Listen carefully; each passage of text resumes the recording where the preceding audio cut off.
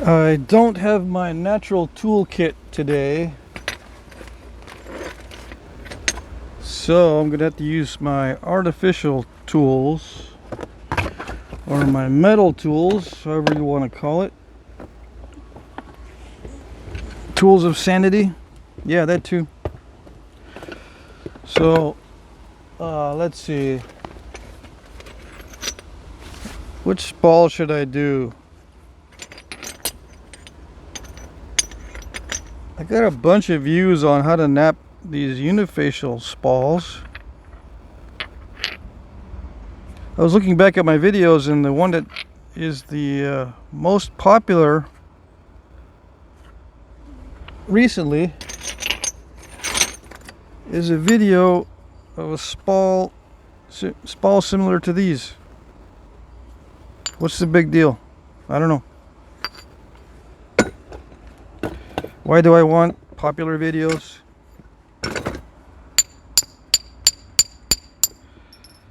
Because they are an efficient use of my time.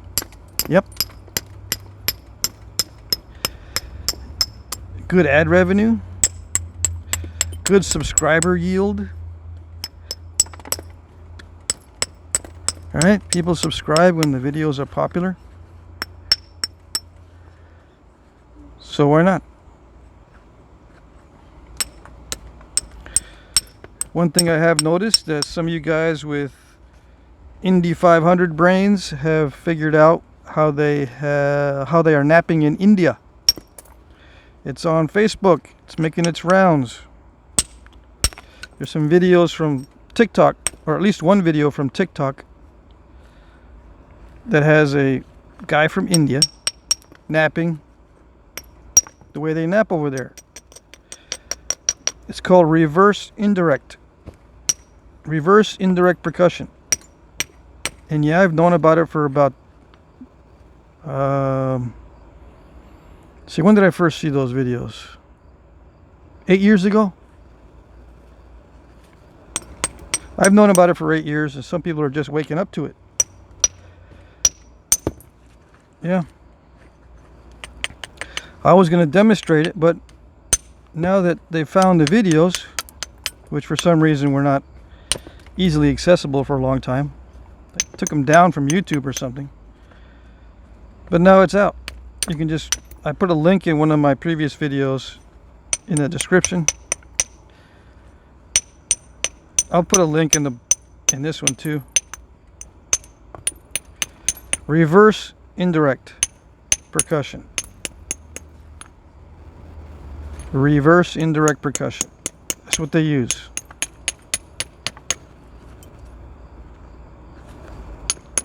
Why is that important?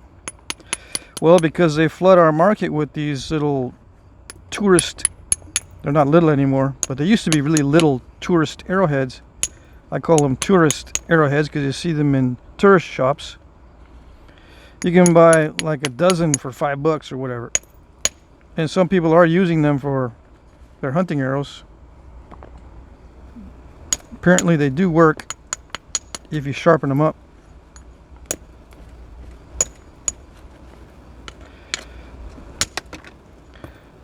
So they are being used, but they're mostly for jewelry or display. But yeah, they crank them up by the hundreds every week. One guy can do hundreds a week. And they use an indirect percussion method.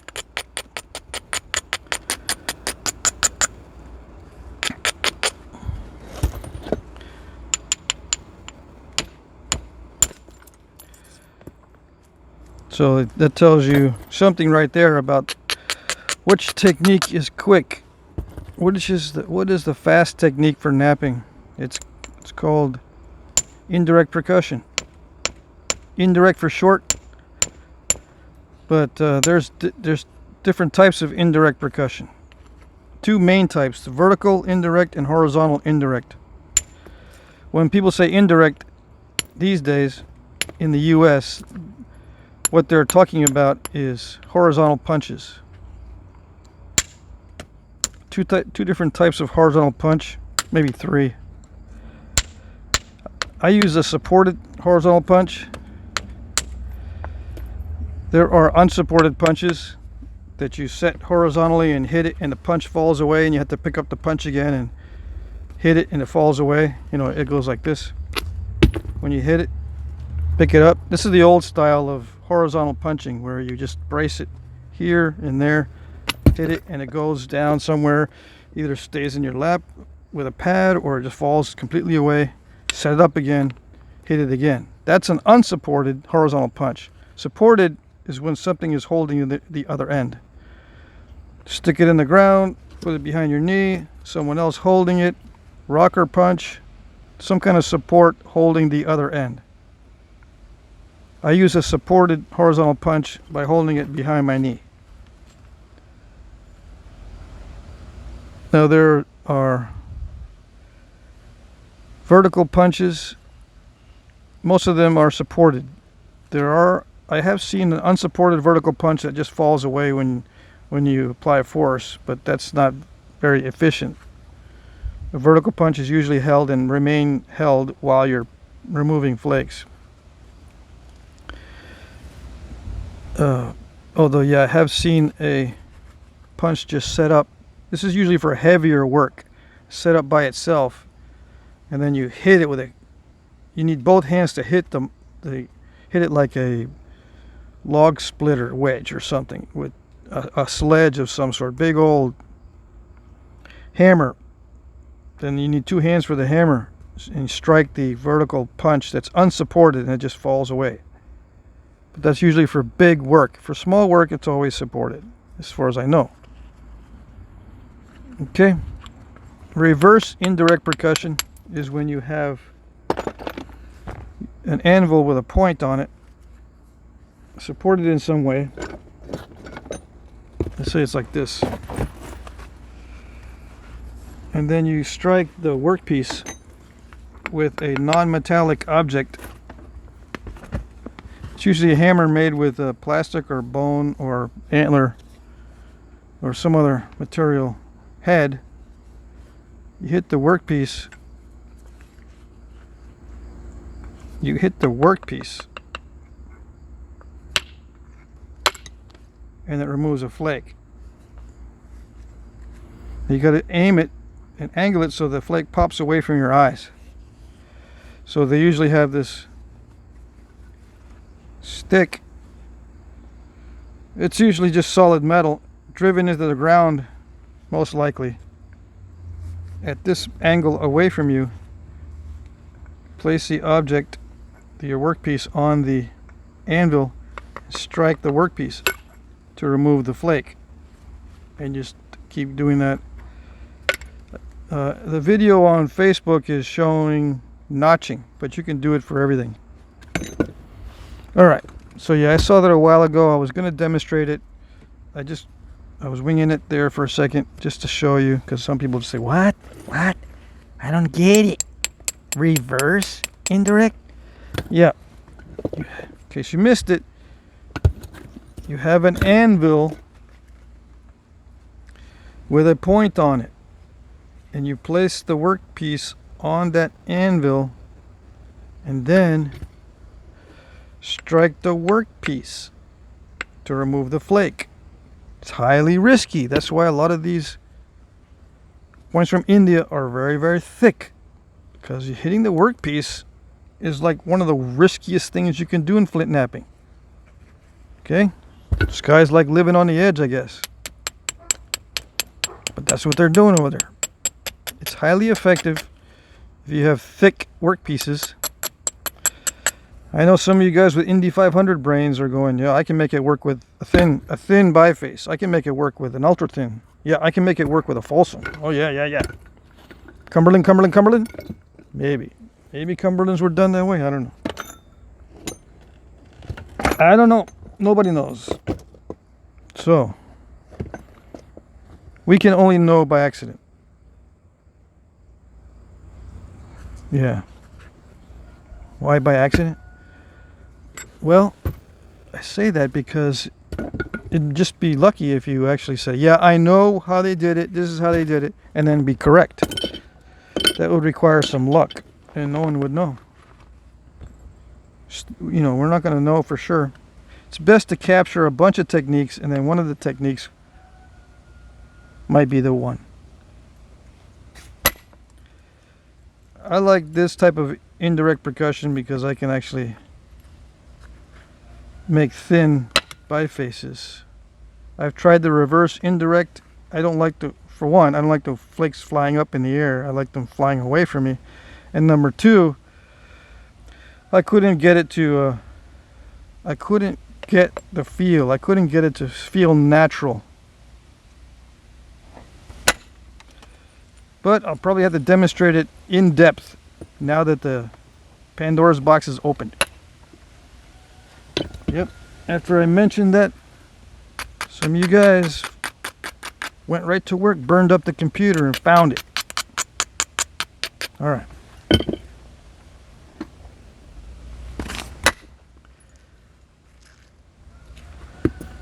Yes, yes, yes.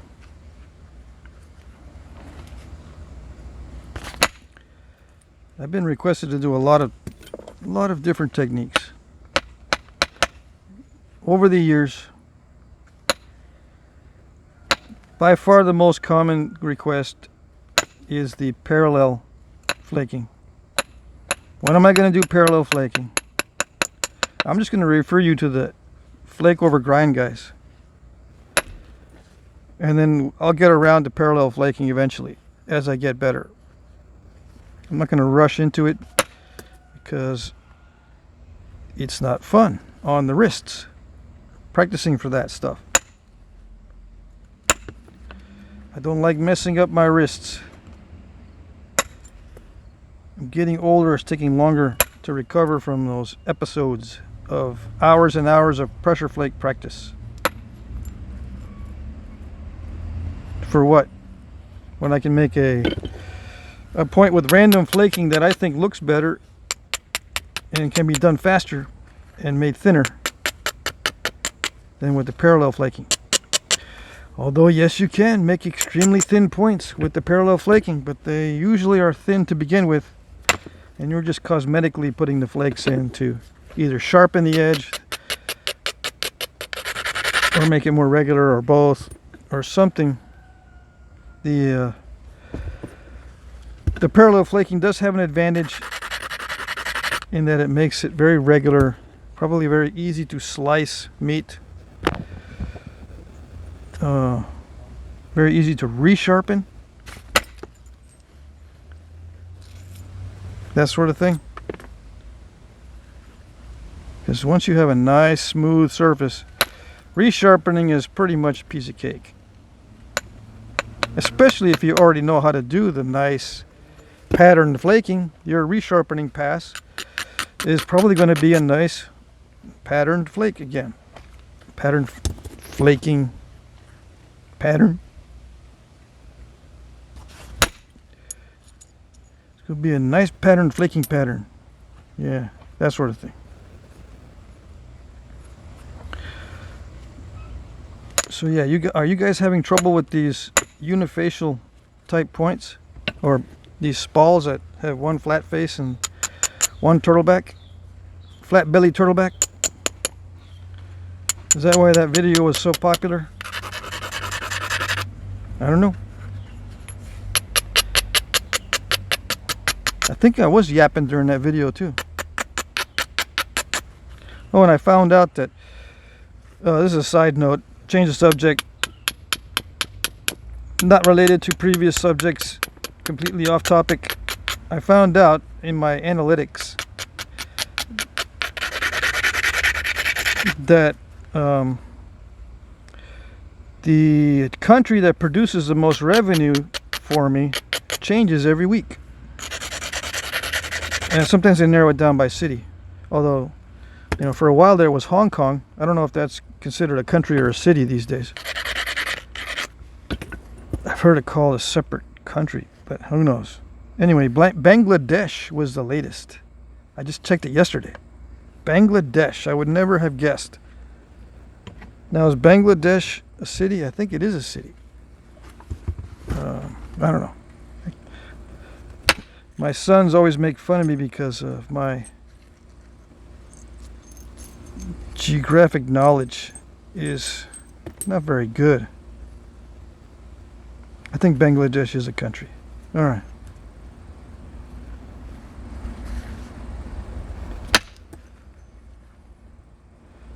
Anyway, the top of the list has been different all the time. I can't remember when it was before that. I think Israel has been on top before.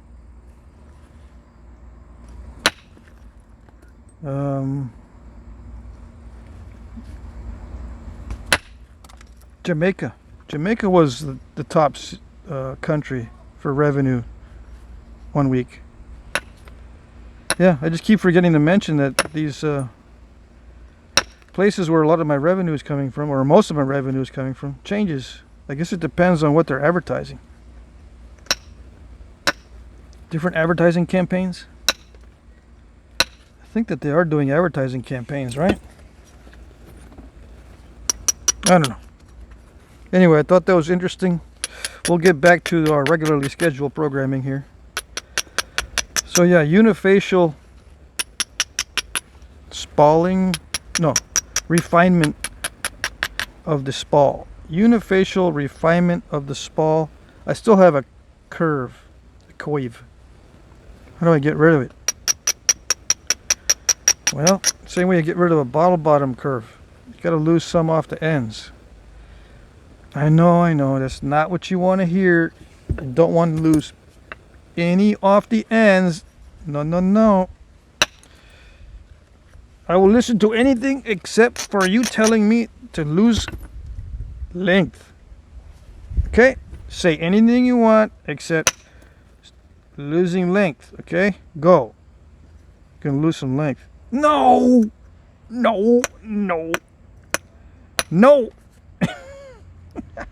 I can just hear you. Yes. You're going to have to lose some length if you want to straighten out a curve. Unless you keep it in. Now, did they keep it in the past? Did they keep the curves in? Yes, they did. Funny you should ask that question.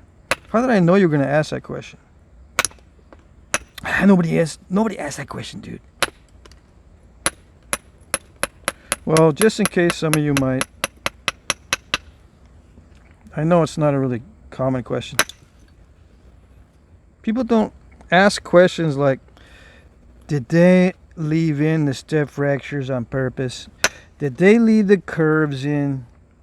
Did they leave spots that were dull on the edge? They don't like asking questions like that because they don't want to know the answer. The answer is yes to all those. And they're like, no, I don't want to hear it. I don't want to hear it. Oh well, But that's fine. Not everybody wants to learn from artifacts. Not everyone wants to learn the old ways. So don't worry about it. Don't worry. Some people want to learn the old ways. Some people don't. Some people think they are learning the old ways when they're not. Some people think they're not learning the old ways when they are. So you get everybody.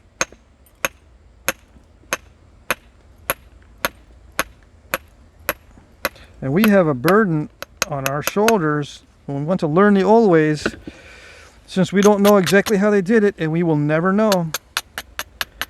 Unless machines can figure it out. Maybe AI can figure it out.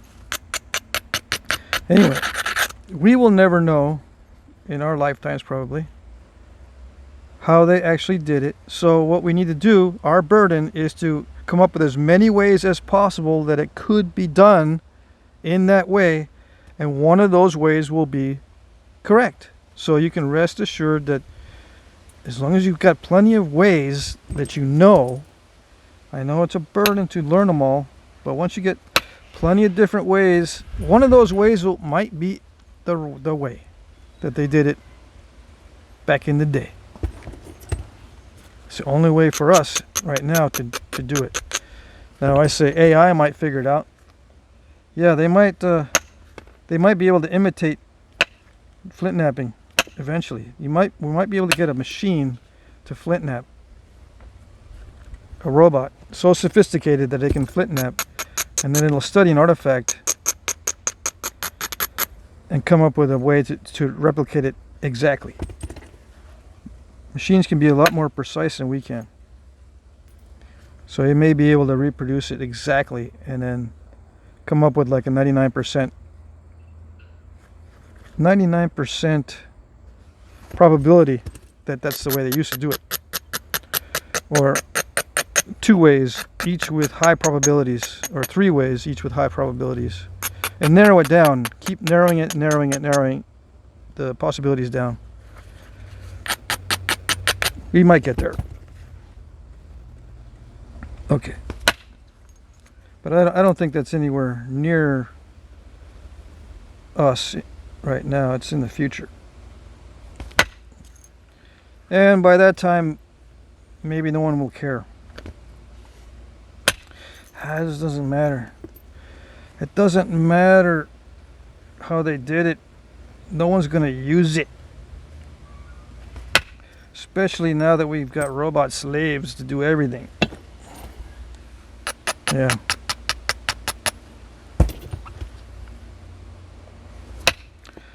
We're getting to the point where everything's going to be done by robot slaves, and massive unemployment is going to be a problem. I guess everyone's going to have to take up Flintknapping and buy up all the stone because I can't seem to get any. No, I can get it. It's just expensive. People are buying it up. Oh, yes. Ooh, that's an incomplete flake. Did it overshoot? Please tell me no. Please tell me that did not overshoot. Ha! It stopped. But, no, I didn't dive either. That's good. Alright. Didn't dive. It didn't overshoot. It didn't. Which is good. It's good that it didn't. Alright, so how can a dork like me make a biface like this?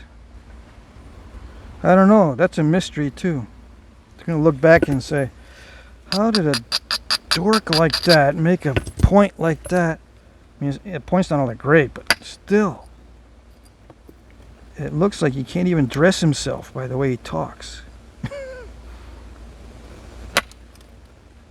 How do you know? How did you know?